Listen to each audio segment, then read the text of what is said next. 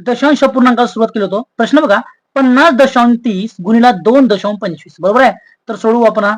काय 50.30 गुणिला 2.25 बरोबर आहे. आता काय करू आपण की थोड्या वेळसाठी हा जो दशांश चिन्ह आहे हा तो आपण विसरून जाऊ. ठीक आहे.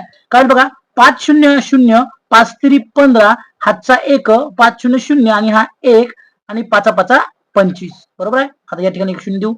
बे 0 0 बे 3 6 बे 0 0 आणि बे 5 10 पुन्हा 2 0 देऊ.